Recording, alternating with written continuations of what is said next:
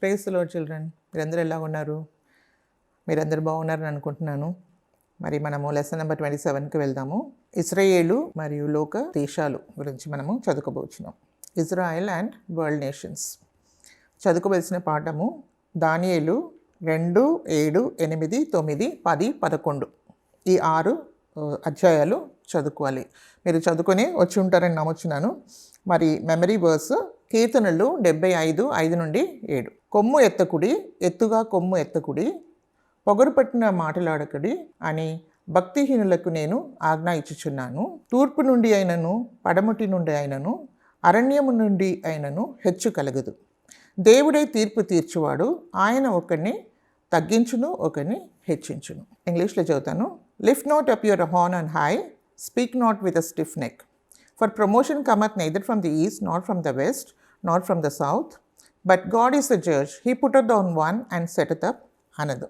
ప్రపంచంలో జరిగే విషయాలంతా కూడా ఏది కూడా అకస్మాత్తుగా జరగట్లేదు, కానీ దేవుడు ఆయన ప్లాన్ ప్రకారమే ఆయన అన్నీ కూడా ఆయన ప్రణాళిక ప్రకారంగానే అంతా కూడా లోకంలో జరుగుతుంది. ఇప్పుడు మనం లోకంలో చూస్తే అనేక విషయాలు జరుగుతున్నాయి కదా. అదంతా మనం న్యూస్ పేపర్ చదివితే కూడా మనకు ఎలా అనిపిస్తుంది, చాలా డిప్రెస్ అయిపోతాం మనం నిజంగా చెప్పాలంటే. సో కానీ అదంతా కూడా ఏంటంటే దేవుడు ఆయన ప్రణాళిక చొప్పున సమస్తము జరుగుతుంది అనేది ఈ లెసన్ ద్వారా మనం నేర్చుకోగలం. ఒక చిన్న ప్రార్థన చేసుకొని మనం మొదలు పెట్టుకుందాం. దేవా పరిశుద్ధుడా, మీకు స్తుతులు స్తోత్రం చెల్లిస్తున్నాం తండ్రి. ఇంతవరకు మీ కృపలో భద్రపరిచినందుకే మీకు స్తోత్రం. ఈ దినాన్ని మీకు మీ పాసనలో సమర్పించుకుంటున్నాం. నాయన, బిడ్డలందరినీ మీరు దీవించండి, వాళ్ళ హృదయాన్ని మీరు తెరవండి ప్రభా. మీ సత్యవాక్యాన్ని ప్రభా మేము చదువుకుంటప్పుడు నాయన మీ ప్రణాళిక ఏంటో అది దాన్ని మేము తెలుసుకొని ప్రభా నాయన మీ చిత్తనుసారమైన జీవితాన్ని మేము జీవించడానికి మీకు సమర్పించడానికి మీరు సహాయం చేయమని యేసు ప్రభు పరిశుద్ధ నామములో మేము ప్రార్థించి వేడుకుంటున్నాం తండ్రి, ఆమేన్. మనం ఇంతవరకు చదివాం కదా, పోయిన లెసన్స్లో అన్నింటిలో కూడా మనం చదువుతూ వచ్చాం కదా. ఇశ్రాయేలు అషూరు రాజు చెరపట్టుకొని తీసుకెళ్ళాడు. తర్వాత యూదా దేశాన్ని కూడా ఎవరు, బాబిలోను రాజు నెబుకద్నెజర్ చెరపట్టుకొని తీసుకుని వెళ్ళిపోయాడు. సో దాని తర్వాత జరిగిన విషయాలు ఇప్పుడు మనము చదువుకోబోతున్నాం అనమాట. సో యూదా చెరపట్టుకుని వెళ్ళిన తర్వాత ఆ సంవత్సరంలోనే ఎవరు వచ్చారంటే బబులోన్ రాజు అయిన నెబుకద్నెజర్, ఆయనకు రాజ్యము ఇవ్వబడింది. సో ఆయన ఏ సంవత్సరంలో 606 BCలో ఆయన వచ్చి యూదుల్ని పట్టుకొని వెళ్ళిపోయాడు అనమాట. దాని తర్వాత బాబిలోనికి 70 years 70 సంవత్సరంలో ఇవ్వబడింది అనమాట. అది దేవుడు నియమించిన ఇది. ఎందుకంటే 70 సంవత్సరముల తర్వాత యూదులు మళ్ళీ వాళ్ళ దేశానికి వాళ్ళు వస్తారు అనే ప్రవచనము మనకు ఇవ్వబడింది. దాని ప్రకారంగా మరి 70 సంవత్సరాలు మాత్రమే నెబుకద్నెజర్కి రాజ్యము ఇవ్వబడింది. దాని తర్వాత అంటే 606 నుండి 536 వరకు BC ఆయన పరిపాలించాడు.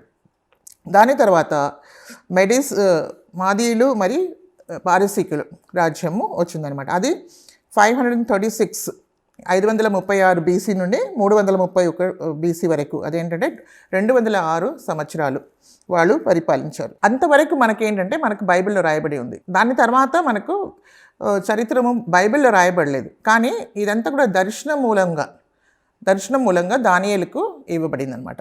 దానియేలుకు దేవుడు ఆయన దర్శనం మూలంగా తెలియపరిచాడు. అదే కాకుండా నెబుకద్నెజర్ కూడా ఆయనకు ఒక కళ వచ్చింది. మనకు తెలుసు కదా, దానియేలు 2వ అధ్యాయంలో మనం చదివాం. ఒక కళ వచ్చింది, ఒక పెద్ద ప్రతిమని ఆయన చూశాడు. అదంతా కూడా మనం చూసాం. సో అదిను మరి దానికి భావం కూడా దానియేలే చెప్పాడు. తర్వాత దానియేలుకు కూడా దేవుడు బయలుపరిచాడు. దేవుడు ఆయన బిడ్డలకు ఆయన బయలుపరుచుకుంటాడు అనమాట. సో దాన్ని కన్ఫర్మ్ చేయడానికి దానియేలు కూడా దేవుడు ఏం చేశాడు, రాబోయే ఏ రాజ్యాలు ఏ సామ్రాజ్యాలు ఉంటాయి అవన్నీ విషయాలు తెలియపరచడానికి దానియేలుకు దేవుడు ఏం చేశాడంటే అదంతా కూడా దర్శనం మూలంగా బయలుపరిచాడు అనమాట. అదంతా కూడా ఎక్కడ రికార్డ్ చేయబడి ఉందంటే దానియేలు 7వ అధ్యాయము, 8వ అధ్యాయము, 11వ అధ్యాయం ఇవన్నిట్లో కూడా ఉన్నాయన్నమాట. సో ఇప్పుడు ఏంటంటే దాని తర్వాత ఇప్పుడు జరిగే విషయం ఏంటంటే దానియేలుకు ఆల్రెడీ తెలియపరిచాడు, కానీ మనకు బైబిల్లో అది రాయబడలేదు. అయినప్పటికీ కూడా ఏంటంటే లోకంలో జరిగే విషయాల్ని ఇప్పుడు దానియేలుకు దేవుడు ఇచ్చిన ఆ దర్శనంతో మనము పోల్చుకుంటే అది కరెక్ట్గా ఏ దర్శనం అయితే దేవుడు ఇచ్చాడో దానియేలుకి, దాని ప్రకారమే అన్నీ కూడా జరిగినాయి అనేది మనము చూసుకోగలం. దాన్ని బట్టి మనకేం తెలుస్తుందంటే God is in control of the world events. లోకంలో జరిగేది ఎవరికి ఏ రాజ్యము ఇవ్వాలి అదంతా కూడా ఇప్పుడు చదివాం కదా మనము promotion cometh neither from the east not from the west not from the south. అది దేవుడు ఒకరిని హెచ్చిస్తాడు, ఒకరిని తగ్గిస్తాడు. అది దేవుని చేతిలోనే ఉందన్నమాట. సో ఇప్పుడు మనం జరిగేదంతా కూడా దేవుడికి ముందుగా తెలుసు కాబట్టి అదంతా కూడా దేవుడు బయలుపరిచి ఉన్నాడు, దానియేలుకు బయలుపరిచాడు అనమాట. కొంతవరకు మాత్రమే మనకు రికార్డింగ్ ఉంది. ఏంటంటే 331 వరకు మనకు ఉంది బైబిల్లో. దాని తర్వాత జరిగింది మనకు తెలియదు. సో ఇప్పుడు మనం చూస్తే మనం తెలుసుదా మలాకి నుండి మరి నూతన నిబంధన వచ్చే వరకు కూడా ఒక 400 ఇయర్స్ ఏముంది, సైలెంట్ ఇయర్స్ అంటారు దాన్ని. ఆ 400 ఇయర్స్ సైలెంట్ ఇయర్స్ ఉన్నాయన్నమాట. అంటే దేవుడు అది మనకు ఏం తెలియదు దాని గురించి, కానీ దాని గురించిన విషయాలు మాత్రం దేవుడు బయలుపరిచి ఉన్నాడు. సో అది మనము ఇప్పుడు చదువుకోవచ్చున్నాం అనమాట. నెబుకద్నెజర్కు ఆయనకు కలిగిన ఆ ప్రతిమ గురించిన కళ మనకు అందరికీ తెలుసు కదా. అది ఆయన శిరస్సు ఎలాగుంది, బంగారంతో ఉంది. ప్రతిమ ఒక రొమ్మును మరి చేతులు వెండితో ఉందన్నమాట, వెండి వలె ఉంది. తర్వాత ఆయన ఉదరము మళ్ళీ ఆయన తొడలు అది ఇత్తడి వలె ఉంది. తర్వాత ఆయన కాళ్ళు ఇనుపతో ఉంది. తర్వాత పాదములు ఇనుప సగము మరి సగము ఏంటి మట్టితో ఉందన్నమాట. బంగారపు శిరస్సు ఏదైతే ఉందో అది నెబుకద్నెజర్కి ఆయన బబులోన్ రాజ్యానికి అది సాదృశ్యంగా ఉంటుంది. సో అది చాలా చాలా మహిమతో ఉంది, కానీ అది చాలా షార్ట్ పీరియడ్, 70 ఇయర్స్ మాత్రమే. దాని తర్వాత వెండి రొమ్మును చేతులు 70 ఇయర్స్ తర్వాత అంటే 536 BCలో ఏమైందంటే బెల్షజార్ సమయంలో మెదేస్ పర్షియా వాళ్ళకి వచ్చేస్తుంది అనమాట. సో వాళ్ళు రూల్ చేశారు. ఆ సమయంలో మరి కోరేషు ఆయన సమయంలో ఏమైంది, ఇశ్రాయేల్ ప్రజలు వాళ్ళ దేశానికి వెళ్ళి వాళ్ళు మందిరంని కట్టారు, మళ్ళీ వాళ్ళ సిటీని వాళ్ళ పట్టణాన్ని కూడా వాళ్ళు కట్టుకున్నారు అనేది మనకు తెలుసు. సో దాని తర్వాత ఇనుపుతో ఉంది కదా, ఇనుపుతో ఉండే ఉదరము మని తొడలు గ్రీక్ సామ్రాజ్యానికి అది సాదృశ్యంగా కనిపించింది అనమాట. తర్వాత దాని మోకాళ్ళు ఇనుపువై మరి దాని పాదములు ఒక భాగము ఇనుపది అయి ఒక భాగము మట్టి ఉన్నది. సో ఇది దేనికి సాదృశ్యం అంటే రోమా సామ్రాజ్యానికి సాదృశ్యం ఉంది. అది ఏంటంటే వాళ్ళది ప్రజాస్వామిక దేశమై ఉందన్నమాట, డెమోక్రటిక్ నేచర్లో ఉంటుందన్నమాట. సో దానికి 10 అంటే టోస్ అంటే కాళ్ళది ప్రేళ్ళు ఉన్నాయి కదా, ఆ 10 రాజ్యములు కూడా దానికి సూచనగా ఉంటుందన్నమాట. ఇది ఏంటి ఇనుపుదయు ఇంకా మట్టితోనూ ఉన్నది. దాని తర్వాత ఏమవుతుంది, మరియు చేతి సహాయము లేక తీయబడిన ఒక రాయి ఇనుమును మట్టియు కలిసిన ఆ ప్రతిమ యొక్క పాదముల మీద పడి దాని పాదములను తుత్తినిలుగా విరగొట్టెను. చేతి సహాయం లేకుండా తీయబడిన ఒక రాయి అదేం చేస్తుంది, ఇనుముని అంటే లాస్ట్ కింద ప్రతిమకు కాళ్ళ ఉంది కదా, ఆ ఇనుపును అది మరి మట్టియు దానికి తగిలి ఏమైంది, అది పూర్తిగా అది తుత్తలేముగా చేసేసింది, అది పూర్తిగా కింద పడిపోయింది అనమాట. సో అన్ని రాజ్యములు ఏమైపోయినాయి, పడిపోతున్నాయి. ఇదేంటి, ఒక రాయి ఎక్కడి నుండి వస్తుంది, చేతి సహాయం లేనిది, అంటే దేవుడే అది దేవుని రాజ్యం గురించి అది మాట్లాడుతున్నమాట. సో ఆ రాయి ఏమవుతుందంటే ఈ లోకంని అంతా కూడా నింపి ఒక పెద్ద పర్వతంలాగా నిండిపోతుందన్నమాట. సో అది దేవుని రాజ్యానికి సూచనగా ఉంటుంది అనేది మనము ఇక్కడ బాగా చూడగలం. సో దీని విషయాలంతా కూడా మనము ఈ లోకంలో అంటే ఇప్పుడు మనకు మెడేస్ పర్షియా వరకే మనకు ఇక్కడ బైబిల్లో ఉంది, కానీ దాని తర్వాత జరిగిందంతా కూడా మనకు ఎక్కడ ఉందంటే హిస్టరీలో మనకు కనబడుతూ ఉందన్నమాట. దానియేలు 7వ అధ్యాయంలో మనము చూద్దాం. ఫస్ట్ ఇయర్ అంటే ఇప్పుడు బెల్షజార్ రాజుగా ఉన్నప్పుడు, అంటే ఇంకా బబులోను సామ్రాజ్యమే నడుస్తుంది, అప్పుడు బెల్షజార్ రాజుగా ఉన్నాడు. ఆయన మొదటి సంవత్సరంలో ఏం జరిగింది, దానియేలుకి ఒక దర్శనం కలిగింది అనమాట. 7వ అధ్యాయము 3rd verse నుండి మనం చూద్దాము. సో అప్పుడు 4 మిక్కిలి గొప్ప జంతువులు మహాసముద్రంలో నుండి పైకెక్కెను. ఆ జంతువులు దానికొకటి భిన్నమై ఉండెను. అక్కడ ఏం జరిగింది, ఒక గాలి రావడము, మరి అక్కడ నుండి అక్కడ పెద్ద మహాసముద్రంలో నుండి మిక్కిలి గొప్ప జంతువులు బయలుదేరాయి అనమాట. అదంతా కూడా భిన్నమై ఉన్నాయి అనేది మనం చూడగలం. సో మొదటిగా ఆయన ఏం చూసారంటే, మొదటిది సింహము పోలినది, కానీ దానికి పక్షిరాజు రెక్కల వంటి రెక్కలు ఉండెను. అంటే ఒక సింహం ఉంది, దానికి పక్షిరాజు రెక్కల వలె రెక్కలు ఉండెను. నేను చూచుచుండగా దాని రెక్కలు తీయబడినవి గనుక మనుష్య వలె అది పాదములు పెట్టుకొని నేలపైన మానవ మనస్సు వంటి మనస్సు దానికి ఇయ్యబడిను. సో ఈ సింహము అంటే దేనికి సూచనగా ఉందంటే బబులోను సామ్రాజ్యం కొరకే సూచనగా ఉంటుందన్నమాట. సో కానీ ఇది ఏంటి, దీనికి ఒక 2 రెక్కలు ఉన్నాయి, మరి సింహం లాగా ఉంది. అంటే ఇప్పుడు సింహము ఎలాంటిది, ఇప్పుడు సింహం ఏంటి, ఒక అడవికి రాజు కదా, సింహం అడవికి ఒక రాజు అంటారు, ఇది కింగ్ ఆఫ్ ద ఫారెస్ట్. మళ్ళీ ఏముంది, దానికి 2 రెక్కలు, పక్షిరాజులే 2 రెక్కలు. అది కూడా ఏంటి, that is even the eagle, అంటే పక్షిరాజు కూడా ఏంటంటే బర్డ్స్లో పక్షులన్నిటికీ అది రాజు అనమాట, పక్షిరాజు అంటారు దానికి. సో అది కూడా అంటే ఇవి అంతా పైన అంటే గోల్డ్, బంగారపు ఒక శిరస్సు కదా, దానికి దీన్ని మనం పోల్చుకుంటే దానియేలు కూడా దేవుడు అదే బయలుపరిచాడు. నెబుకద్నెజర్కి ఏది బయలుపరిచారో అదే దేవుడు దానియేలు కూడా బయలుపరుచున్నాడు. సో ఇది దేనికి సూచనగా ఉందంటే అది బబులోన్ రాజ్యంకి సూచనగా ఉంటుంది. సో దాన్ని రెక్కలు తీయబడినవి. తర్వాత దేవుడు ఏం చేశాడు, ఆ రెక్కల్ని తీసివేశాడు. అది ఏమైపోయింది, 2 కాళ్ళ మీదది నిలబడము, మరి మనిషి వలె అయిపోయింది అనమాట. అంటే అది ఒక సాధారణ ఇదిగా అయిపోయింది. ఇంకా అంత రాజు వైభవము, అంత మహిమ దాని అంతా కూడా పోయింది. దానికి రెక్కలంతా కూడా ప్లగ్డ్ అవుట్ అని ఉంది కదా, తీసివేయబడిన తర్వాత అది మామూలుగా అయిపోతుంది అనమాట.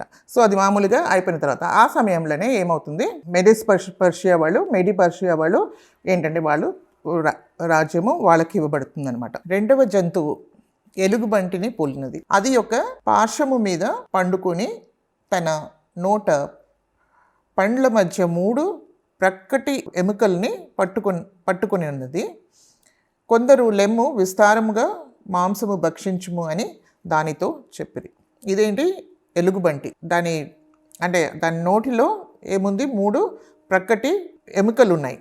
తర్వాత ఎవరో దాంతో అంటున్నారు, విస్తారముగా మాంసమును భక్షించుము అని దానితో చెప్తున్నారు అనమాట.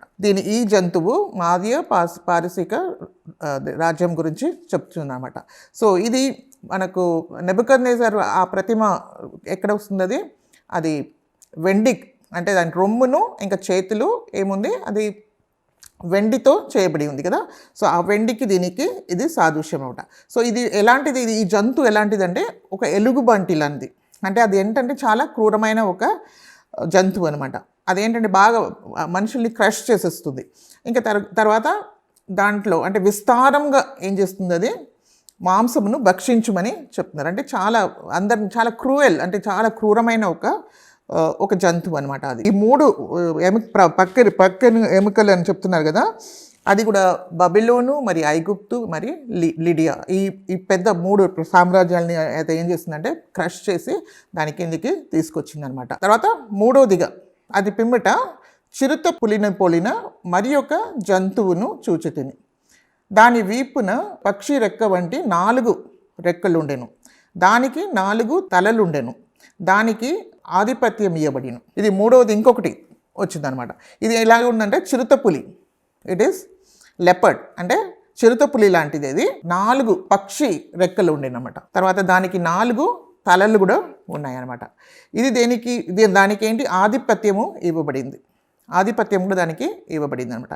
ఇది 3వ జంతువు, అంటే ఇది 3వ రాజ్యము. నెబుకద్నెజరు చూసిన ఆ ప్రతిమలో అది ఎక్కడ వస్తుందంటే ఇత్తడితో చేయబడింది కదా, అది 3వది. గ్రీక్ దేశంది అది మనము చూస్తున్నామంట. సో దీంట్లో ఈ గ్రీక్ దేశాన్ని మనం చూసినప్పుడు ఈ గ్రీక్ని మనం ఎందుకు చెప్పగలుగుతున్నాం, ఈ మెడిస్ పర్షియాని వాళ్ళు ఏం చేశారు, పూర్తిగా ఓడించారు. ఎవరు ఓడించారంటే ఫిలిప్ అనే రాజు, దాన్ని ఆయన పరిపాలించేవాడు. దాని తర్వాత ఈ 331లో మెడిస్ పర్షియాని ఆయన ఏం చేశాడు, ఓడించేసి ఆయన ఏం చేశారంటే దాన్ని తీసుకున్నారనమాట. ఎవరు తీసుకున్నారంటే ఆయన కుమారుడైన అలెగ్జాండర్ ద గ్రేట్, అలెగ్జాండర్ అనేవాడు దాన్ని తీసుకున్నారనమాట 331లో.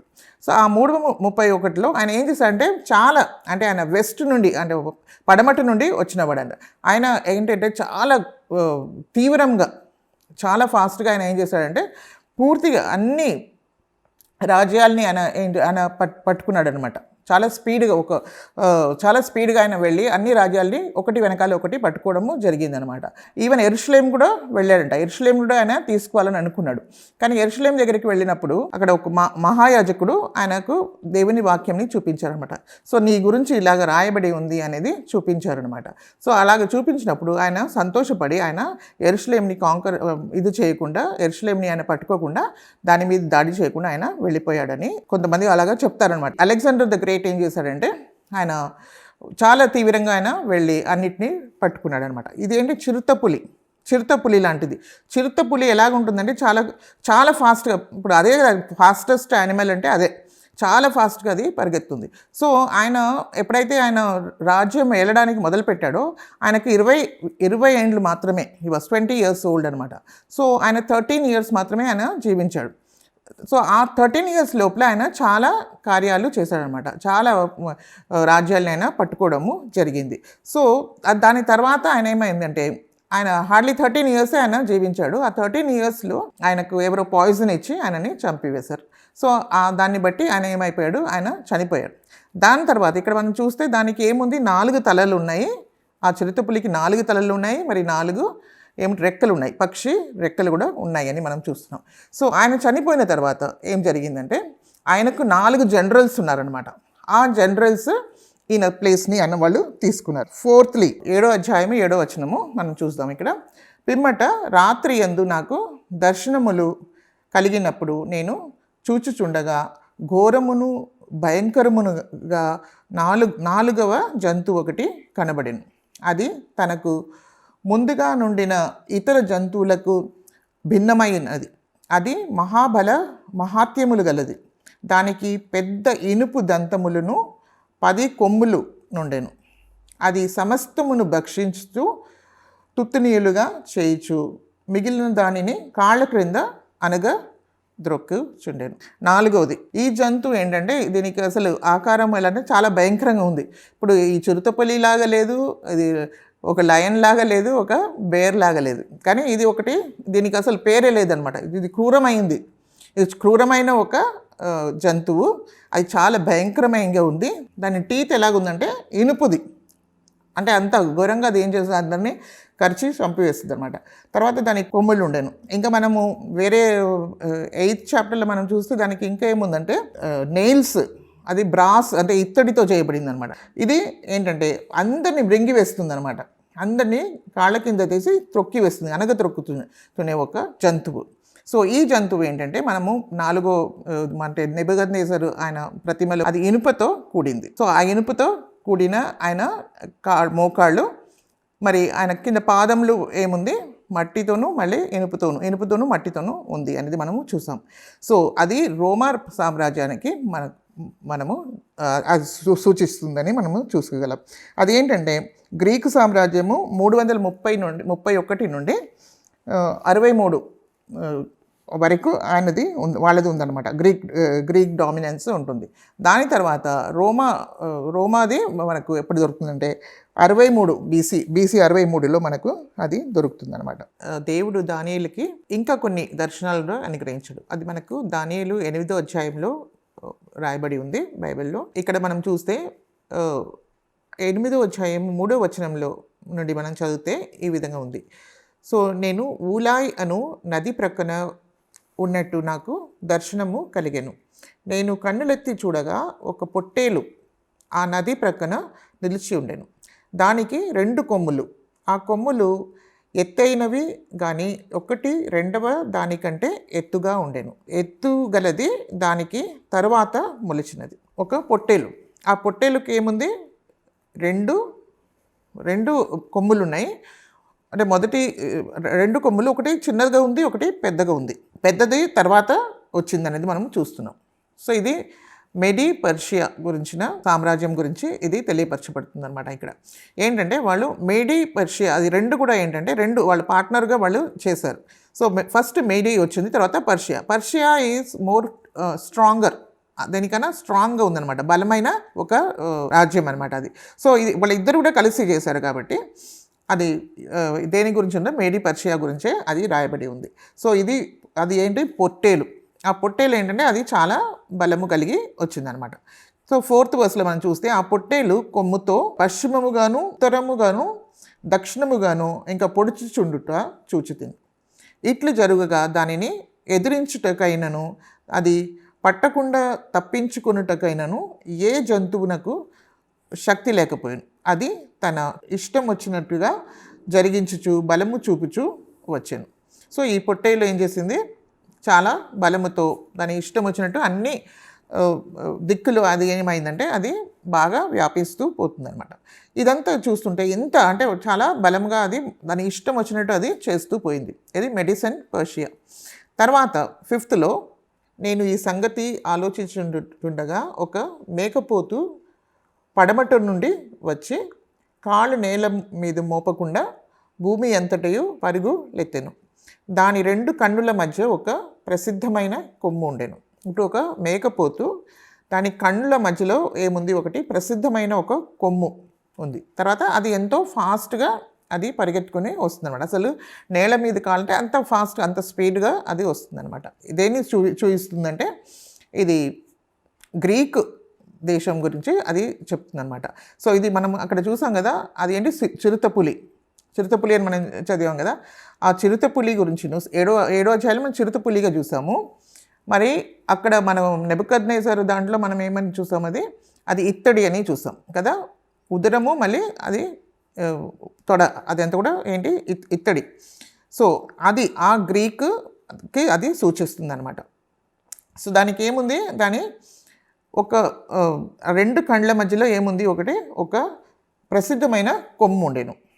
అదేం చేస్తుంది, ఈ మేకపోతే ఏం చేస్తుందంటే నది ప్రక్కన నిల్చుచున్న 2 కొమ్ముల గల పొట్టేల్ని, ఆ పొట్టేలు దగ్గరికి వస్తుందన్నమాట. ఇప్పుడు పొట్టేలు ఏమన్నా మనము మిడిస్ పర్షియా కదా, అంటే పొట్టేలు ఏంటి, దానికి 2 కొమ్ములు ఉన్నాయి, అంటే మెడిస్ పర్షియా. సో ఈ 2 కొమ్ము గల దాని దగ్గర, ఇప్పుడు ఈ కొమ్ములు అంటేనే ఇది ఏంటంటే ఒక గవర్నమెంట్ని అర్థం, ఒక దేశం, ఒక గవర్నమెంట్ అని అధికారంని చూపిస్తుంది అనమాట. సో ఇప్పుడు ఏంటంటే, ఇప్పుడు ఈ మేకపోతే ఏం చేస్తుంది, దాని దగ్గరికి వస్తుంది అనమాట. నది దగ్గర ఉన్న ఆ పొట్టేలు దగ్గరికి వచ్చి దాని చాలా కోపంతో, భయంకరమైన కోపముతోనూ బలముతోనూ దాని మీదికి ఢీకొని వచ్చాను. తర్వాత నేను చూడగా ఆ మేకపోతు పొట్టేలను కలుసుకొని మిక్కిలి రౌద్రము గలదై దాని మీదికి వచ్చి ఆ పొట్టేలను గెలిచి దాని 2 కొమ్ములను పగులగొట్టెను. సో ఈ మేకపోతు ఏం చేస్తుంది, ఈ పొట్టేల్ని ఏం చేస్తుంది, పూర్తిగా దానికి ఉన్న 2 కొమ్మెల్ని ఏం చేస్తుంది, పగలగొడుతుంది. అంటే అది ఏంటంటే దాని హార్న్స్ ఏంటంటే అది మెడిస్ అండ్ పర్షియన్స్. ఆ మేకపోతు దానిని నేలను పడవేసి త్రొక్కుచుండెను. దాని బలమును అణిచి ఆ పొట్టేలు తప్పించుట ఎవరి చేతను కాకపోయాను. ఆ మేకపోతు నుండి ఆ పొట్టేల్ని తప్పించడానికి ఎవరి వలన కూడా కాలేదన్నమాట. సో ఏమైందంటే అది ఎవరికి సూచన అంటే గ్రీక్ రాజుకి, ఇంకా అది అలెగ్జాండర్ ఉన్నాడు కదా, అలెగ్జాండర్ ద గ్రేట్, ఆయనకు అది చూపిస్తుంది అనమాట.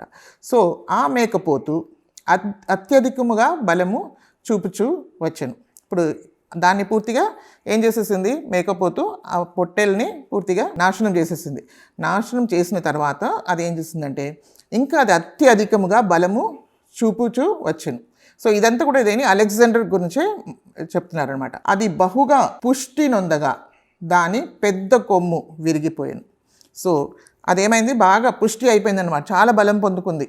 సో ఇది అలెగ్జాండర్ గురించి చెప్పబడింది. సో అలెగ్జాండర్ ఎవరు, గ్రీక్ ఒక రాజు అనమాట. సో ఆయన ఏం చేశాడు, ఆయన చాలా బలముతో ఆయన వచ్చాడు, చాలా ఫాస్ట్గా ఆ 12-13 ఇయర్స్లోనే ఆయన ఏం చేసేసాడు, అంతా కూడా లోకాన్ని ఆయన పట్టుకోవడానికి ఆయనకు చాలా బలం వచ్చింది. కానీ తర్వాత ఏమైపోయిందంటే కొమ్ము ఏమైపోయింది, విరిగిపోయింది అనమాట. సో విరిగిన దానికి బదులుగా 4 ప్రసిద్ధమైన కొమ్ములు ఆకాశపు 4 దిక్కుల 4 పెరిగాను. సో ఇప్పుడు ఏమైపోయింది, ఇప్పుడు ఆ ఒక్క పెద్ద కొమ్ము అయితే విరిగిపోయింది, కానీ ఆ ఒక్క కొమ్ము స్థలంలో ఇంకా 4 కొమ్ములు వచ్చాయి అన్నమాట. ఆ 4 కొమ్ములు ఏమైపోయింది, ఆకాశపు 4 దిక్కులకు 4 పెరిగాను. సో ఇప్పుడు ఏమైపోయింది, ఆ 4 కొమ్ములు వచ్చాయి. ఆ 4 కొమ్ములు ఏంటి, అలెగ్జాండర్కి 4 జనరల్స్ ఉన్నారనమాట. ఆయనకు ఎవరు పిల్లలు లేరు, ఎవరికి, అలెగ్జాండర్కి. సో ఆయనకు 4 జనరల్స్ ఉన్నారనమాట. ఆ 4 జనరల్స్ కూడా ఏం చేశారంటే వాళ్ళు ఏం చేసుకున్నారు, రాజ్యాన్ని పంచుకున్నారనమాట. సో వాళ్ళు రాజ్యాన్ని పంచుకొని వాళ్ళు ఈ రాజ్యం నాది, ఆ రాజ్యం నాది అని చెప్పేసి వాళ్ళు తీసుకున్నారనమాట. ఓకే, ఈ 4 గురించి మనం చూస్తే వీళ్ళు ఎవరంటే లైసిమేకస్ అని ఉంటాడు, ఆయన ఏషియా మైనర్ని ఆయన తీసుకున్నాడు. తర్వాత సెల్యూకస్ ఎవరిని తీసుకున్నాడు, సెకండ్. ఈ 4 కొమ్ముల గురించి చెప్తున్నాను. సెల్యూకస్ సిరియా దేశము ఇంకా బబిలోన్ దేశంని ఆయన పట్టుకున్నాడు. తర్వాత మూడవదిగా టోలెమీ అనేవాడు ఐగుప్తును ఇంకా పాలస్తీన్ను పట్టుకున్నాడు. ఇంకా కసెండర్ అనేవాడు గ్రీక్ దేశాన్ని పెట్టుకున్నాడు అనమాట. సో వీళ్ళకి ఈ రాజ్యాలు వాళ్ళు పట్టుకుని దాంట్లో వెళ్ళడము మొదలుపెట్టారనమాట. ఈ కొమ్ములలో దానిలో నుండి ఒక చిన్న కొమ్ము మొలిచింది. దీంట్లో నుండి ఏమైందంటే ఒక చిన్న కొమ్ము మొలిచింది. ఇప్పుడు 4 కొమ్ములు మనం చెప్పాం కదా. ఫస్ట్ కొమ్ము ఎవరు? అలెగ్జాండర్ ఆయన ఆ కొమ్ము ఏమైపోయిందో ఎరిగిపోయిన తర్వాత 4 కొమ్ములు వచ్చాయి. ఆ 4 కొమ్ములు ఇంకా 4 జనరల్స్, ఆ లైసిమేకస్, సెల్యూకస్, టోలమీ అండ్ క్యాసెండర్. సో ఈ 4 వాళ్ళ దేశాలని వాళ్ళు పంచుకున్నారు. తర్వాత ఈ 4లో నుండి ఇంకొక కొమ్ము, చిన్న కొమ్ము వచ్చిందనమాట. ఆ చిన్న కొమ్ము గురించి మనం ఇప్పుడు చూద్దాం. సో ఈ కొమ్ములలో దానిలో నుండి ఒక చిన్న కొమ్ము మొలిచింది.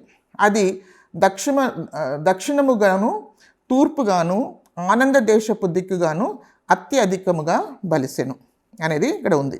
సో ఇప్పుడు మనం చూస్తే ఇది ఎవరు అని మనం చూస్తే, సో ఈ చిన్న కొమ్ము గురించి చూడడానికి ముందు ఏం జరిగింది? ఒక విషయం జరిగిందనమాట. ఏంటంటే ఈ టోలమీ చెప్పాం కదా. టోలమీకి ఏమేముంది? ఐగుప్తు ఉంది, పాలస్తీనియా దేశం వాళ్ళకి దొరికింది టోలమీకి. సో ఆయన ఏం చేశాడు? క్రీస్తు పూర్వము 320 BCలో ఆ టోలమీ ఏం చేశాడు? యెరూషలేంని అటాక్ చేశాడనమాట. యెరూషలేంని అటాక్ చేసి చాలామంది చాలామందిని ఆయన చంపివేశాడు. ఇంకా 1,00,000 మందిని ఆయన ఏం చేశాడంటే బానిసలుగా వాళ్ళని తీసుకొని ఐగుప్తుకు వెళ్ళాడు. సో టోలమీకి ఆల్రెడీ ఐగుప్తు ఆయన డామినేషన్లోనే ఉంది కదా. సో ఐగుప్తుకి వాళ్ళని తీసుకెళ్ళాడు అనమాట. 1,00,000 మంది యూదుల్ని తీసుకెళ్ళాడు. సో అక్కడ వెళ్ళి అక్కడ ఏం చేశాడంటే అలెగ్జాండ్రియా అనే ప్లేస్లో వాళ్ళని పెట్టారనమాట. సో అక్కడ తీసుకుపోయిన తర్వాత వాళ్ళు ఏం చేశారంటే ఆ సమయంలో BC 200లో ఏం చేశారంటే 70 మంది శాస్త్రులు, అంటే స్కాలర్స్ అనమాట. వాళ్ళు ఆ టైంలో ఇప్పుడు వాళ్ళు ఏం చేస్తారంటే ఈ అలెగ్జాండర్ ఉన్నాడు కదా, అలెగ్జాండర్ ఏం చేశారంటే ఆ గ్రీక్ కల్చర్ని, వాళ్ళ సంస్కృతిని, మరి వాళ్ళ నాగరికతని అందరి మీదకి ఆయన తోసాడనమాట. అందరు కూడా మీరు చదువుకోవాలి, ఇదంతా కూడా గ్రీక్ భాషలు మీరు నేర్చుకోవాలా అని చెప్పేసి ఆయన అందరినీ కూడా ఆయన బలవంతం చేశాడు. సో ఆ విధంగా చేయడం ద్వారా ఏంటంటే వీళ్ళు నేర్చుకున్నారనమాట. సో వీళ్ళు ఏం చేశారు? ఈ 70 మంది యూదులు ఏం చేశారంటే బైబిల్ని, అంటే పాత నిబంధనని గ్రీకులో వాళ్ళు అనువాదం చేస్తారనమాట. దాన్ని ట్రాన్స్లేట్ చేశారు. సో దానికి సెప్టువజెంట్ అని చెప్తారనమాట. ఇప్పుడు కూడా మనకు ఇది ఉందన్నమాట. సో ఇదంతా కూడా హిస్టరీలో మనకు దొరికిపోతుంది. అనే చెప్పాం కదా, బైబిల్లో మనకు రాయబడిపోయినా కూడా ఇదంతా కూడా మనకు హిస్టరీలో ఉంది. న్యూ టెస్టమెంట్ గ్రీక్లో రాయబడి ఉంది. మళ్ళీ ఓల్డ్ టెస్టమెంట్ కూడా మనకు గ్రీక్లో రాయబడిన ట్రాన్స్లేషను వీళ్ళ ద్వారానే జరిగింది. ఈ పీరియడ్లోనే జరిగింది. ఎప్పుడంటే BC 200లో జరిగింది అనమాట. BC 200లో ఏమైందంటే ఈ సెల్యూకస్ అనే జనరల్ కదా, ఆయన వంశంలో ఉన్న వాళ్ళు ఏం చేశారంటే టోలమీ మీద అటాక్ చేశారు. యెరూషలేం ఎవరి చేతిలో ఉంది? టోలమీ చేతిలో ఉంది. సెల్యూకస్కు తర్వాత జన్మించిన వాళ్ళ దాంట్లోకి వెళ్ళి వాళ్ళు వచ్చి ఏం చేశారంటే టోలమీ మీద అటాక్ చేశారనమాట. అటాక్ చేసి పూర్తిగా వాళ్ళు పాలస్తీన్ దేశాన్ని వాళ్ళ చేతి కింద తీసుకొచ్చేసుకున్నారు.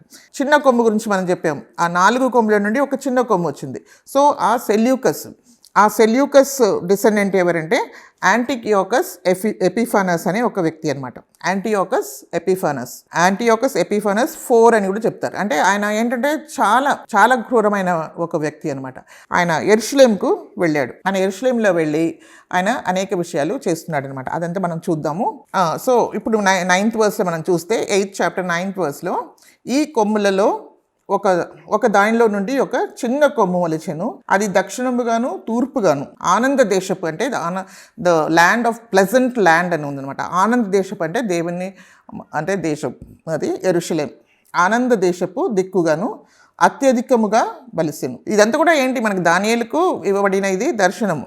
సో అది బలిసెను. సో మనకి ఇక్కడ ఇంటర్ప్రిటేషన్ మనకు ఎక్కడ దొరుకుతుంది? హిస్టరీలో దొరుకుతుంది. సో ఆకాశ సైన్యమున అంతగా పెరిగి నక్షత్రములలో కొన్నిటిని పడవేసి కాళ్ళ క్రింద అనగద్రొక్కుచుండెను. సో ఇది ఏం చేస్తుందంటే ఈ చిన్న కొమ్ము ఏదైతే వచ్చిందో అది ఏం చేస్తుంది? ఇప్పుడు ఆకాశం అంతా కూడా అది అంత ఎత్తుగా అది వెళ్ళిపోతుంది అనమాట. దేవుని బిడ్డలే, నక్షత్రం అంటే దేవుని బిడ్డలే అనమాట. వాళ్ళని కూడా అది ఏం చేస్తుందంటే అనగద్రొక్కించిందంట. సో ఆ సైన్యము యొక్క అధిపతికి విరోధముగా తన్ను హెచ్చించుకుని, సైన్యం యొక్క అధిపతి అంటే దేవునికి విరుద్ధంగా, సైన్యమునకు అధిపతికి విరోధంగా తన్ను హెచ్చించుకొని అనుదిన బలి అర్పణను నిలిపివేసి ఆయన ఆలయమును ప్రడదోసింది. ఈ చిన్న కొమ్ము ఇది ఎవరంటే యాంటియోకస్ ఎపిఫానస్ అనే వ్యక్తి, గ్రీక్ వాటికి చెందినవాడు. సెల్యూకస్ అనే వంశం నుండి వచ్చినవాడు అనమాట. ఈయన ఏం చేశాడంటే యెరూషలేముకు వచ్చాడు. ఈయన ఇంకా క్రూరమైన వ్యక్తి. యెరూషలేముకి వచ్చి ఏం చేశాడంటే మొదటిగా ఆయన ఏం తీసుకొచ్చాడు, జియూస్ అనే వాళ్ళ గ్రీక్ దేవత ఉంది, జియూస్ అనే గ్రీక్ దేవత. ఆ గ్రీక్ దేవత ఒక ప్రతిమని తీసుకొచ్చి మందిరంలో పెట్టాడు. మందిరంలో పెట్టడమే కాకుండా ఆయన ఏం చేశాడు, బలిపీఠం మీద అంటే ఇప్పుడు అపవిత్రమైన ఒక జంతువు, బైబిల్లో రాయబడింది, అపవిత్రమైన జంతువులు ఇంకా యూదులు కూడా తినడానికి వీల్లేదు. కానీ ఈయన ఏం చేశాడంటే ఈ యాంటియోకస్ అనేవాడు ఏం చేశాడంటే పంది తీసుకొచ్చి ఇంకా దేవుని ఆ బలిపీఠం మీద అర్పించాడు. అర్పించేసి తర్వాత ఆ బ్లడ్ అంతా కూడా అక్కడ పోసేసాడు. దాన్ని ఏంటంటే ఆయన డిసిక్రేట్ చేశాడు, అంటే ఆయన అపవిత్రం చేశాడు. ఆ అపవిత్రం ఎందుకంటే ఆయనకు బాగా తెలుసు యూదులకు దేవుని మందిరంతో చాలా అటాచ్మెంట్ ఉంటుంది. సో ఆ అటాచ్మెంట్ ఉండకుండా ఉండాలంటే ఏంటి, వాళ్ళు పూర్తిగా ఆయనది తీసుకొచ్చి అక్కడ ఇలాగ అపవిత్రం చేసేస్తే ఇప్పుడు ఆయనకు యూదులు వాళ్ళ చేతికి వస్తాడు అని అనుకుని ఆయన ఏం చేశాడంటే జియూస్ అనే ఒక దేవతది ఒక ప్రతిమను తీసుకొచ్చి లోపల పెట్టాడు. ఇదంతా మనకు హిస్టరీలో దొరుకుతుంది. తర్వాత ఒక అపవిత్రమైన ఒక జంతువుని తీసుకొని హేయమైనది తీసుకొచ్చి దానికి బలి అర్పించాడు. సో బలి అర్పించడము కాకుండా వాళ్ళందరినీ యూదులందరినీ కూడా ఏం చేశారంటే మీరందరూ కూడా ఇంకా నిజమైన దేవుడైన యెహోవాని మీరు ఆరాధించడానికి, మీ దేవుణ్ణి ఆరాధించడానికి వీల్లేదు, మీరందరూ కూడా ఏం చేయాలి, ఇంకా మేము గ్రీక్ దేశంలో ఉన్న దేవుని దేవతలనే మీరు ఆరాధించాలా అని చెప్పేసి వాళ్ళ కల్చర్ని వాళ్ళ మీద ఏం చేశాడు, రుద్దాడు. వాళ్ళ రిలిజియన్ని, వాళ్ళ మతంని వాళ్ళ మీద రుద్దాడు అనమాట. సో ఈ విధంగా వాళ్ళని చాలా హింసించాడు అనమాట. సో ఇప్పుడు మనకు రాయబడి ఉంది కదా, ఇప్పుడు ఏమని రాయబడింది, ఆయన బలి అర్పణని ఆయన ఆపివేశాడు, బలి అర్పణని ఆయన ఆపివేశాడు అని చెప్పింది. సో బలి అర్పణని ఎట్లా ఆపివేశాడంటే ఈయన అపవిత్రమైంది ఆయన తీసుకొచ్చి అక్కడ అర్పించడం ద్వారా ఏమైందంటే ఇంకా యూదులు అక్కడ బలి అర్పించరు, ఎందుకంటే అది అపవిత్రం అయిపోయింది. సో వాళ్ళు అర్పించరు కాబట్టి అక్కడ ఏమైపోయింది, బలి అర్పణ అక్కడ ఆగిపోయింది అనమాట. బైబిల్లో ఒక ప్రిన్సిపల్ ఉందన్నమాట. ఆ ప్రిన్సిపల్ ఏంటంటే కొన్ని దేవుని ప్రవచనంలో ఏదైతే ఉందో ఆ ప్రవచనము వెంటనే జరుగుతుంది. ఏ పర్సన్తో దేవుడు మాట్లాడతాడో ఇలాగ జరుగుతుంది, వెంటనే అది జరుగుతుంది. కానీ అది కంప్లీట్ ఫుల్ఫిల్మెంట్ కాదు, అది సంపూర్ణంగా అది ఫుల్ఫిల్ అవ్వదు, కానీ కొంతవరకు అది ఫుల్ఫిల్ అవుతుంది. తర్వాత అదే అదే అదే ప్రవచనము ఫ్యూచర్లో ఇంకా రాబోయే దినాల్లో అది కంప్లీట్గా ఫుల్ఫిల్ అవుతుంది అనమాట. సో ఇప్పుడు ఈ వ్యక్తి యాంటియోకస్ ఎపిఫానస్ అని చెప్పాం కదా, ఈ యాంటియోకస్ ఎపిఫానస్ ద్వారా ఇవి జరిగినాయి. ఏం జరిగినాయి, అక్కడ ఆల్టర్ మీద ఏంటి ఒక హేయమైన ఒక జంతువుది ఒక అర్పణ జరిగింది కాబట్టి దేవుని మంత్రం ఏమైపోయింది, అది అపవిత్రపరచబడింది. అదే కాకుండా ఒక ప్రతిమని కూడా ఒక దేవత ఒక జియూస్ అనే దేవత ఒక దాన్ని కూడా లోపలికి తీసుకొచ్చాడు. సో ఈ విధంగా ఏం చేశాడు, టెంపుల్ని ఆయన ఏం చేశాడు, అపవిత్రపరిచిపెట్టాడు. సో ఆ విధంగా ఏమైపోయింది, అక్కడ బలి ఇంకా అర్పించడానికి వీల్లేదు. దేవుని మందిరంలో బలి అర్పించడు, అపవిత్రం చేసేస్తాడు. సో ఈ యాంటియోకస్లో కొన్ని ఇప్పుడు ఆయనలో జరిగింది. సో ఇది రాబోయే దినాల్లో అంత్యక్రీస్తుకు ఇది సూచనగా ఉంది. సో రాబోయే దినాల్లో యాంటియోకస్ ఏదైతే మనం చూస్తున్నామో యాంటియోకస్లో అది అంత్యక్రీస్తులో జరుగుతుంది.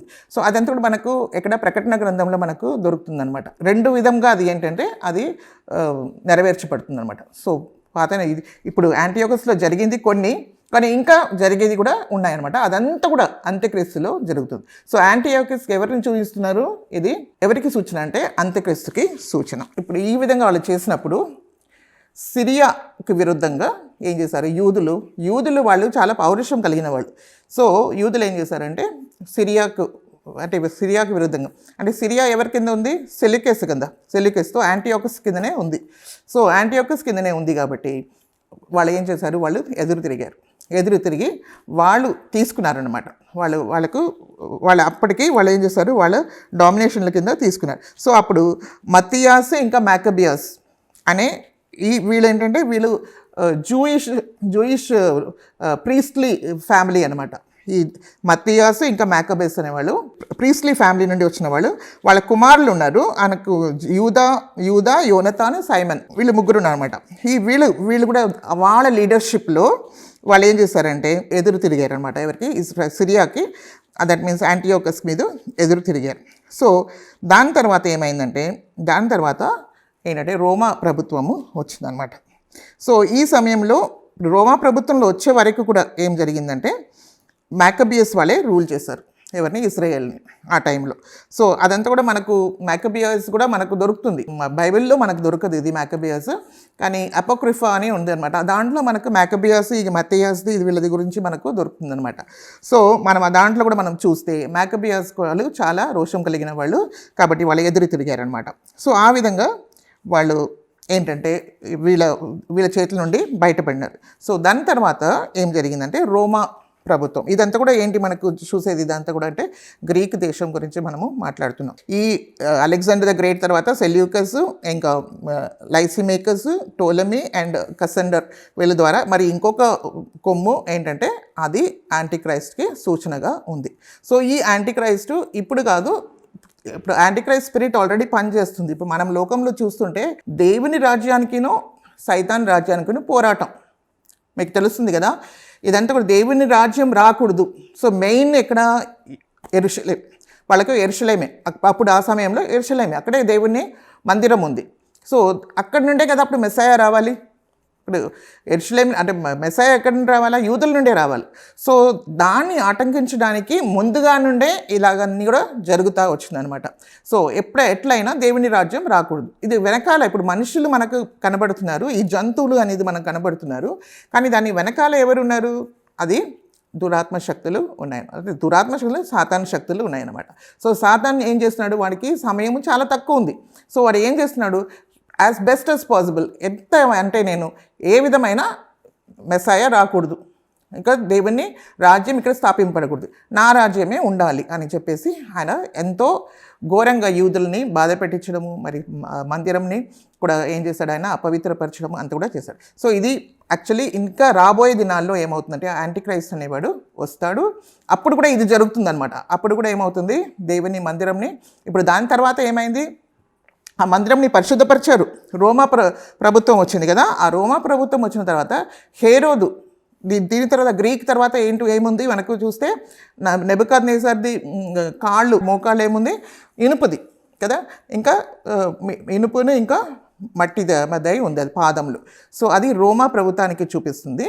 ఆ రోమా ప్రభుత్వం వచ్చినప్పుడు హేరోదు ఏం చేశాడు? ఆ మందిరంని ఏం చేశాడంటే దాన్ని మళ్ళీ తిరిగి కట్టడం అంటే వాళ్ళు పరిశుద్ధపరిచారు, తర్వాత ఇజ్రాయేల్ ప్రజలు దాన్ని పరిశుద్ధపరిచి తర్వాత దాన్ని అంటే రినోవేట్ చేశారనమాట. సో ఎవరు చేశారంటే హేరోదే చేశారనమాట. సో ఇప్పుడు రోమా ప్రభుత్వం ఎప్పుడు వచ్చిందని చెప్తే గ్రీక్ ఎంపైర్ అయితే ఎప్పుడైతే క్షీణించిపోయిందో దాని తర్వాత వచ్చిన వాళ్ళు రోమా అంటే ఇనుపు. సో పాదముల గురించి మనం చూస్తే అది ఎట్లాగుంది? అది రెండుగా, అంటే అది ఇనుపను ఇంకా మట్టి కదా, రెండుగా ఉంది అనమాట. సో ఇనుపను మట్టి ఎలా కలుస్తుంది? అయినప్పటికీ అది దానికి కొంచెం పవర్ కూడా ఉంటుంది, కొంచెం శక్తి ఉంటుంది, అట్ ద సేమ్ టైం అది ఎంతో బలహీనంగా కూడా ఉందన్నమాట. సో ఇది ఏంటంటే డెమోక్రసీ గురించి చెప్తుందనమాట. ఇప్పుడు మనం చూస్తే డెమోక్రటిక్ కంట్రీస్ చాలా ఉన్నాయి. సో డెమోక్రటిక్ కంట్రీ ఇప్పుడు మనం జరిగేది అంతా కూడా అదే ఉందన్నమాట. లాస్ట్ డేస్లో మనం కూడా ఉంటున్నాం. సో ఇది 63లో స్టార్ట్ అయింది ఇది రోమా ప్రభుత్వము. సో అదేంటంటే అది 4వ జంతు గురించి చెప్తుంది. అందులో ఎవరంటే పాంపీ అనేవాడు రోమా రాజు అయ్యాడనమాట. ఆయన ఏం చేశాడు? సిరియా ఈజ్ సెల్యూకస్ కింద ఉంది కదా, సిరియాని, యెరూషలేంని, ఇంకా ప్యాలెస్టైన్ని, ఇవన్నిటిని కూడా ఆయన అదుపులో తీసుకొచ్చుకున్నాడు. ఎవరు? పాంపీ అనేవాడు. సో ఇన్ BC 48 BCలో జూలియస్ సీసర్ అనేవాడు వచ్చాడనమాట. ఆయన ఏం చేశాడు? పాంపీని ఆయన ఓడించి ఆయన రాజు అయ్యాడు. సో జూలియస్ సీసర్ చనిపోయిన తర్వాత ఏంటంటే మార్క్ అంతోనీ అనేవాడు రాజుగా వచ్చాడనమాట రోమా సామ్రాజ్యంలో. తర్వాత ఆయన ఏం చేశాడు? BC 37లో హేరోదుని రూలర్గా చేశాడు పాలస్తీనాకు. ఆయనని ఏం చేశాడు? ఆయన గవర్నర్గా చేశాడు అనమాట హేరోదుని. తర్వాత BC 27లో ఏమైందంటే సీజర్, రోమా ఎంపైర్ అంతా కూడా ఆయన అధిపతి అయ్యాడు సీజర్. సో ఆయన ఏం చేశాడు? తర్వాత ఆయన సెనేట్ అంటే పార్లమెంట్ది అనుమతి తీసుకొని హేరోదుని పాలస్తీనాకు ఒక ఎంపరర్గా, అంటే రోమా చక్రవర్తి కింద హేరోదు పరిపాలించాడు అనమాట ఇక్కడ పాలస్తీన్. ఆ సమయంలోనే యేసుప్రభు వచ్చారు. సో ఈ హేరోదు ఏం చేశాడంటే, హేరోద్ అనేవాడు ఏంటంటే ఆయన కూడా ఒక చాలా క్రూయల్ ఫెలో. ఆయన ఏం చేశాడంటే, ఆయన రోమా చక్రవర్తిని సంతోషపెట్టడానికి ఆయన ఏం చేశాడు, ఆయన ఏం కావాలో ఆయనకు విరుద్ధంగా వచ్చిన వాళ్ళందరినీ కూడా ఆయన ఏంటి చంపివేసేవాడు. వాళ్ళందరినీ కూడా ఆయన ఏం చేసేవాడు, వాళ్ళని బాగా ఎదిరించేవాడు. ఎదిరించడమే కాకుండా రోమా ప్రభుత్వం సామ్రాజ్యంలో రోమా చక్రవర్తిని సంతోషపరచడానికి కొరకు ఆయన ఏం చేశాడంటే, ఆయన అందరినీ కూడా ఎవరైతే ఆయనకు విరుద్ధంగా వచ్చారో వాళ్ళందరినీ కూడా ఆయన ఏం చేశాడు, ఎదిరించేవాడు అనమాట. సో అది కాకుండా ఆయన యూదుల్ని కూడా ఆయన సంతోషపరచాలని అనుకున్నాడు. అందుకని ఆయన ఏం చేశాడంటే దేవుని మందిరంని కూడా అక్కడ ఆయన మళ్ళీ తిరిగి కొంచెము రెనోవేట్ చేశాడు అనమాట. రీబిల్డింగ్ అంటే మళ్ళీ పునర్నిర్మాణము ఆయన చేశాడు. ఆ సమయంలోనే యేసుప్రభు ఈ లోకంలో జన్మించారు. సో ఈ విధంగా రోమా సామ్రాజ్యం రావడం కూడా దేవుని చిత్తమే ఉంది. సో రోమా సామ్రాజ్యంలోనే యేసుప్రభు వచ్చారు. ఆయన మరణించడం కూడా అదే సమయంలో, అంటే అదే రోమా సామ్రాజ్యం కిందనే ఆయన మరణించడము జరిగింది అనేది మనము చూసుకోవచ్చు. సో ఇదంతా కూడా మనం చూస్తుంటే ఇప్పుడు జరిగేది కూడా మనం చూస్తూ ఉంటాం కదా, ఎందుకు ఇలాగ అవుతుంది, మనము ఈ లోకంలో మన దేశమైనా ఏ దేశమైనా లోకంలో ఉన్న ప్రతి దేశంలో కూడా ఇలాగ జరుగుతుంది. ఇప్పుడు ఫర్ ఎగ్జాంపుల్ ఈవెన్ ఇప్పుడు క్రిస్టియన్ కంట్రీస్లో కూడా వాళ్ళకు ఫ్రీడమ్ లేదు, అంటే ఈవెన్ సువార్త చెప్పడానికి కూడా ఫ్రీడమ్ లేదు. ఈవెన్ ఇన్ క్రిస్టియన్ కంట్రీస్ ఒకప్పుడు అక్కడ నుండి ఎంతోమంది మిషనరీస్ వచ్చారు, కానీ ఇప్పుడు అక్కడి నుండి కూడా వాళ్ళు కూడా సువార్త చెప్పొద్దు, దేవుని చట్టానుసారంగా వాక్యానుసారంగా ఉన్నాయో అవి ఎంత మీరు ప్రీచ్ చేయొద్దు అనేది చాలా రెస్ట్రిక్షన్స్ మనకు ఈవెన్ క్రిస్టియన్ కంట్రీస్లో ఉన్నాయి. ఇంకా మన దేశం అయితే మీరు just you can imagine. So ఆ విధంగా మనం చూస్తే ఈ లోకంలో ఇదంతా కూడా జరుగుతుందన్నమాట. ఇది ఏంటంటే ఒక రిలీజియన్కి సంబంధించింది. ఇప్పుడు క్రీస్తు వచ్చింది ఒక రిలీజియన్ చేయడానికి కాదు కదా, ఆయన దేవుని రాజ్యంని ఇక్కడ స్థాపించడానికి వచ్చాడు. మన హృదయంలో ముందు ఆయన స్థాపించడానికి వచ్చాడు. దాని తర్వాతనే నిజమైన రాజ్యం వస్తుంది. ఇప్పుడు మనం చూసాం కదా, ఇదంతా పెద్ద ప్రతిమ ఉంది, తర్వాత అక్కడ ఏమొస్తుంది, ఒక రాయి, చేతి సహాయం లేని ఒక రాయి వస్తుంది. అదంతా కూడా దాని ఆ ప్రతిమ పాదం దగ్గర దాన్ని దాని మీద తగలంగానే అది పూర్తిగా పూర్తి ప్రతిమని కింద పడిపోయింది. The foundation is so very ఏంటది, అది ఎంత వీక్గా ఉంది, ఏంటంటే మట్టి. ఆఫ్టర్ ఆల్ హ్యూమన్ గవర్నమెంట్ ఎలాగ ఉందంటే అది ఒక మట్టితోనే లాస్ట్కి చూస్తే ఆ మట్టితోనే అంత మహిమని వాళ్ళు చూపించుకొని వస్తున్నారు. కానీ చేతు సహాయం లేకుండా ఒక రాయి రాబోతుంది. ఆ రాయి ఎవరు లేదు, యేసుప్రభు అనే బండనే, యేసుప్రభుయే రాబోతున్నాడు. అంటే ఇప్పుడు ఆల్రెడీ ఆయన వచ్చారు, ఆయన మొదటి రాకడ వచ్చేసింది, ఆయన సిలువలో మరణించాడు, తిరిగి లేచాడు. ఇప్పుడు సువార్త ప్రకటించమన్నారు. ఇప్పుడు ఏంటి, సైతాను యేసుప్రభు కూడా వచ్చిన యేసుప్రభుని కూడా నాశనం చేయాలని అనుకున్నాడు.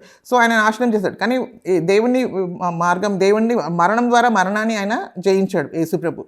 సో మనకందరూ కూడా రక్షణని ఇచ్చాడు. సో ఆ సువార్తని ఇప్పుడు మనము ప్రకటిస్తున్నాం. ఇప్పుడు యేసుప్రభుని సైతాన్ని ఏం చేయలేదు, ఎందుకంటే యేసుప్రభు మరణంని జయించి తండ్రి దగ్గర ఉన్నారు, తండ్రి కుడిపాక్షంలో ఉన్నాడు, ఆయన మళ్ళీ తిరిగి రాబోవచ్చు. కానీ ఇప్పుడు ఎవరు ఉన్నారు, సంఘం ఉంది, ఆయన శరీరమైన సంఘమే ఈ లోకంలో ఉంది. సో ఈ శరీరమైన ఆయన సంఘంని ఇప్పుడు ఏం చేస్తాడు, సైతాను చాలా హింసిస్తాడు. సో సువార్త చెప్పనివ్వడు, అన్ని రెస్ట్రిక్షన్స్ వస్తాయి. ఎందుకంటే దేవుని రాజ్యంలో ఎవరు రాకూడదు.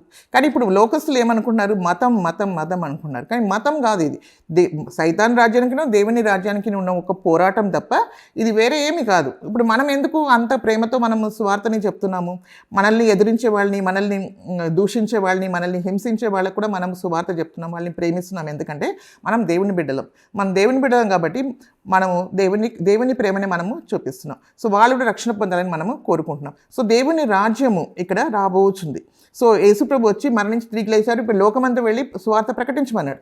సో ప్రకటిస్తున్నారు. సో ఇదంతా కూడా అందరికీ ప్రకటింపబడిన తర్వాత ప్రభు యేసుక్రీస్తు ఈ లోకానికి వస్తాడు. కానీ దానికి ముందుగా సంఘము ఎత్తబడుతుంది. దానికి ముందుగా ప్రభు మధ్యాకాశంలో రాబోచున్నాడు. సో దాని కొరకు ఈ సంఘం ఎదురు చూస్తున్నాం.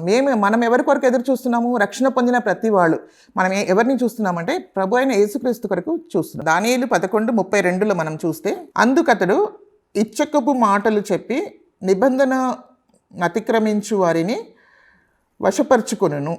అయితే తమ దేవుణ్ణి ఎరిగిన వారు బలము కలిగి గొప్ప కార్యములు చేసెదరు. అయితే తమ దేవుణ్ణి ఎరిగిన వాళ్ళు బలము కలిగి గొప్ప కార్యములు చేసెదరు. సో సైతాను ఎన్నో కార్యాలు చేస్తాడు, దేవుని సంఘంకు విరుద్ధంగా మరి ఎన్నో చేస్తాడు. కానీ దేవుణ్ణి ఎవరైతే తెలుసుకుని ఉన్నారో ఆయనని మనం తెలుసుకోవాల్సిన అవసరం ఉందన్నమాట. అంటే జస్ట్ ఒక మతం నడిపింపు కాదు, మనకు ప్రభు అయిన యేసుక్రీస్తుని మన హృదయంలో అంగీకరించాలా, సిలువ సువార్తని మనము అంగీకరించాలా, ప్రభు అయిన యేసుక్రీస్తుని మన జీవితంలో మనము అంగీకరించాలా. అప్పుడు అలాంటి వాళ్ళు ఏం చేస్తారు, బలము కలిగి గొప్ప కార్యములు చేసేదరు అని ఉందన్నమాట. సో ఈ విధంగా మనము ఉండాలని దేవుడు కోరుకుంటున్నాడు. సో ఇప్పుడు మనం ఏంటంటే అంత లోకమంతా మనం చూస్తుంటే ఈ విధంగా ఉంది. కానీ ప్రభు ఇప్పుడు మనం ఎవరి కొరకు ఎదురు చూస్తున్నాము, అంత్యక్రీస్తు కొరకు మనం ఎదురు చూడట్లేదు, మనం యేసుక్రీస్తు కొరకు ఎదురు చూస్తున్నాం. అంత్యక్రీస్తు వస్తాడు, కానీ దానికి ముందున సంఘము ఎత్తబడుతుంది. సో దాని కొరకు మనం ఎదురు చూస్తున్నాం. అప్పుడు ఈ వాక్యంలో ఏముందంటే పరిశుద్ధుడు ఇంకా పరిశుద్ధులు అవ్వాలి, ఇంకా అపవిత్రుడు ఇంకా అపవిత్రుడు అవుతారే పోతారు అనమాట. అపవిత్రులు అపవిత్రులు అవ్వని, కానీ పరిశుద్ధులు ఇంకా పరిశుద్ధులు అవ్వాలి. సో ఎవరైతే ఇంకా ప్రభుని తెలుసుకోలేదో వాళ్ళు ఏం చేయాలా, ఇప్పుడు మనం ప్రభుని తెలుసుకోవాలా.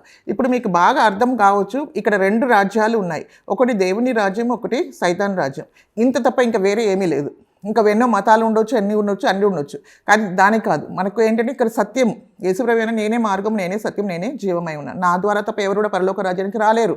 ఇక పరలోక రాజ్యానికి మనం వెళ్ళలేమంటే మనం ఎక్కడికి వెళ్తాం, నరకానికే వెళ్ళాలి. సో యేసుప్రభుని అంగీకరిస్తే మనం పరలోక రాజ్యానికి మనం వెళ్తాం. So we have to accept Christ as our Lord and saviour. ఇప్పుడే మనకు సువార్త వస్తుందన్నమాట. సో ఇప్పుడు మనం ప్రభుని అంగీకరిస్తే ప్రభు రాకడప్పుడు మధ్య ఆకాశంలో వస్తుంది. It's a secret coming of our Lord, అంటే రహస్య ప్రభు రాకడ ఉందన్నమాట. సో మొదటిసారి ప్రభు వచ్చాడు, శరీరంలో వచ్చాడు, మరణించాడు, తిరిగి లేచాడు, పరలోకానికి వెళ్ళారు, మళ్ళీ తిరిగి రాబోతున్నారు. అది మధ్యాకాశంలో ఉంటుంది. అప్పుడు మనము ఎవరైతే ప్రభు అయిన యేసుక్రీస్తుని తెలుసుకున్నామో, ఆయన అంగీకరించామో, రక్షణ పొందామో, అలాంటి వాళ్ళు పరిశుద్ధుల కొరకు, ఆయన సంఘం కొరకు ఆయన వస్తున్నాడు అనమాట. ఎప్పుడైతే మనం ఎత్తపడతామో తర్వాత అప్పుడు అంత్యక్రీస్తు బయలుపరచబడతారు. ఎందుకంటే పరిశుద్ధాత్మ కూడా ఎత్తపడతారు అనమాట. సో పరిశుద్ధాత్మ ఎత్తపడిన తర్వాత ఈ లోకం ఏమైపోతుంది, దేవుడు ఇప్పుడు ఇంకా దేవుడి కృప ఎందుకు చూపిస్తున్నారంటే ఇది కృపాకాలం కాబట్టి, ఆయన పరిశుద్ధాత్మ ఇక్కడ ఉన్నారు కాబట్టి హీఈస్ ద రెస్ట్రైనర్ అని ఉంది. ఆయననే మనల్ని ఏంటి ఆయన పరిశుద్ధాత్మ బట్టి ఏమవుతుందంటే దేవుడు ఈ లోకాన్ని నాశనం చేయట్లేదు, ఎందుకంటే ఆయన సంఘం ఇక్కడ ఉంది. సో ఆ సంఘం ఎత్తపడిన తర్వాత అనేక విధమైన దేవుని ఉగ్రత ఈ లోకం మీద దేవుడు కుమ్మరిస్తాడు. అది కాకుండా దేవుని ఉగ్రత ఈ లోకం మీద పంపిస్తారు. అది కాకుండా అంత్యక్రీస్తు అనేక విధమైన బాధలు కలిగిస్తాడు. సో ఎవరైతే యేసుప్రభుని అంగీకరించరు, అప్పుడు యేసుక్రీస్తు వస్తే మీరు ఎత్తపడినప్పుడు మీరు ఏమైపోతారు, అంత్యక్రీస్తుకు పాలైపోతారు. ఇంకా అంత్యక్రీస్తు మిమ్మల్ని బాగా బాధి మీ కాళ్ళ కింద తొక్కుతాడు, ఎందుకంటే మీరు ప్రభుని అంగీకరించలేదు. కానీ ఇప్పుడు మనం ప్రభుని అంగీకరిస్తే మీకేముంది, పరలోక రాజ్యంలో ఆనందం సమాధానం ఉందన్నమాట. సో ప్రభుని ఈ సమయంలో అంగీకరించాలి, లేకపోతే అంత్యక్రీస్తు వస్తాడు. వాడు ఇప్పుడు మన యాంటీయోకస్ ఎపిఫానస్ గురించి చదివాం కదా, అదంతా కూడా చేస్తాడు. అప్పుడు యూదులకు ప్రాబ్లమ్స్ ఉంటాయన్నమాట చాలా. It's called the Jacob's trouble, యాకోబుకున్న శ్రమలు ఉంటాయన్నమాట. అప్పుడు అప్పటికి మందిరం కట్టబడుతుంది. ఇప్పుడు మందిరం లేదు అక్కడ, మనం యెరూషలేములో ఇప్పుడు మందిరం లేదు, అక్కడ వెయిలింగ్ వాల్ మాత్రమే ఉంది. సో అక్కడ మందిరం కట్టడానికి అన్ని ప్రయత్నాలు వాళ్ళు చేస్తూనే ఉన్నారనమాట. సో ఏ మూమెంటో అది కట్టబడుతుంది, దానికి ముందు మనము ఎత్తపడతాం. అప్పుడు అంత్యక్రీస్తు వస్తాడు. ఇశ్రాయేల్ ప్రజలు యేసుప్రభు నిజమైన మెస్సయ్య వచ్చినప్పుడు ఆయన అంగీకరించలేదు, అంటే నేషన్గా, అంటే పూర్తిగా దేశంగా వాళ్ళు అంగీకరించలేదు. దాన్ని బట్టి ఏమైపోయారు, వాళ్ళు అంగీకరించలేదు. కాబట్టి ఇప్పుడు వాళ్ళు ఇంకా వెయిట్ చేస్తున్నారనమాట, మెస్సయ్య వస్తాడని. యేసుప్రభు ఆల్రెడీ వచ్చాడు, ఇంతమంది గొప్ప సంఘము ఏర్పరచబడింది, ఎంతోమంది రక్షణ పొందారు, ఇంకా వాళ్ళకు కళ్ళు తెరవపడలేదు. కానీ ఎంతమంది అయితే ప్రభుని అంగీకరించాలో వాళ్ళందరూ కూడా ఉన్నారు. ఈవెన్ 12 డిసైపుల్స్లో కూడా ఎంతోమంది యూదులే మ్యాక్సిమం. సో వాళ్ళందరూ కూడా రక్షణలో వచ్చారు. సో ఎవరైతే అంగీకరించలేదో వాళ్ళకి అంత్యక్రీస్తు వస్తాడనమాట. ఎప్పుడైతే మనం సత్యంని, ఇప్పుడు కూడా మనం చెప్తున్నాను, మనము సత్యం మీ దగ్గరికి వచ్చినప్పుడు మీరు అంగీకరించకపోతే ఏమొస్తుందంటే అబద్ధమునే మీ జీవితంలో ఉంటుంది. సో ఈ అబద్ధం జీవితంతో మీరు ఏమైపోతారు, మీరే నాశనం అయిపోతారు. కాబట్టి అలాగా ఉండకుండా సత్యం మీ దగ్గరకు వచ్చినప్పుడు సత్యాన్ని అంగీకరించండి. ఈ సమయమే మనము అంగీకరించాలి, తర్వాత మనం అంగీకరించలేమన్నమాట. సో ఎప్పుడైతే సత్యం వస్తే మీరు ప్రభు అయిన యేసుక్రీస్తుని అంగీకరించండి, ఆయన శిలువ మరణం అంగీకరించండి, ప్రభుని అంగీకరించి మీరు రక్షణ పొందండి. అప్పుడు మీకు గొప్ప రక్షణ ఉంది. ఇంకా సైతాన్ చేతులను మీరు విడిపింపబడతారు. ఇంకా సైతాన్ రాజ్యం నుండి మీకు విడిపింపబడతారు. మీరు దేవుని బిడ్డలుగా, దేవుని సంఘంగా మీరు మార్చిపెడతారు. సో అందుకనే ఇప్పుడు ఇప్పుడు ఇదంతా మనం చదివేది ఎందుకంటే ఇప్పుడు దీని వలన మనం తెలుసుకుంది ఏంటంటే దేవుని రాజ్యానికిను సైతాన్ రాజ్యానికి ఉన్న పోరాటంలో మీరు ఎటువైపు ఉంటారు, మీరు దేవుని వైపు ఉంటారా సైతాన్ వైపు ఉంటారు? దేవుని వైపు రావాలంటే సిల్వ దగ్గరికి రండి, మీ పాపం నుంచి పశ్చాత్తాపండి, దేవుని బిడ్డలుగా మీరు మార్చబడాలని దేవుడు కోరుకుంటున్నారు. క్వశ్చన్స్ ఆన్సర్స్ అన్నీ ఉన్నాయి, ఇదంతా మీరు బాగా చదవండి. నేను చెప్పింది డానియల్ 2nd చాప్టర్ 7, 8, 9, 10, 11 అదంతా కూడా బాగా మీరు చదవండి. ఇంకా మీకు దీని అర్థము తెలుస్తుంది అనమాట. చిన్న ప్రార్థన చేసుకుని ముగించుకుంటాం. స్తోత్రం దేవా, పరిశుద్ధుడా, మీకు వందనాలు, స్తుతులు, స్తోత్రం చెల్లించుకుంటున్నాం తండ్రి. ఇంతవరకు ప్రభా నాయన అనేక మర్మాల్ని మీరు మాకు తెలియపరుచున్నారు ప్రభా. బిడ్డలందరినీ మీరు దీవించండి, వాళ్ళ ప్రభా నాయన వాళ్ళ హృదయంలో అర్థం చేయించండి ప్రభా. ఈ సత్యాల్ని తెలుసుకుని ప్రభా నాయన మీరు త్వరగా రాబోతున్నారు కాబట్టి నాయన మీరు అక్కడకు ప్రభా ప్రతి బిడ్డ కూడా ప్రభా నాయన వాళ్ళ జీవితాల్ని వాళ్ళ హృదయాల్ని మీకు సమర్పించుకొని నాయన మిమ్మల్ని రాజుగాను ప్రభుగాను నాయన అభిషేకించడానికి నా హృదయంలో నాయన మీరు కృపని గ్రహించమని ఆశీర్వదించమని యేసుక్రీస్తు అతి పరిశుద్ధ నామమున ప్రార్థించి వేడుకుంటున్నాం తండ్రి. ఆమేన్.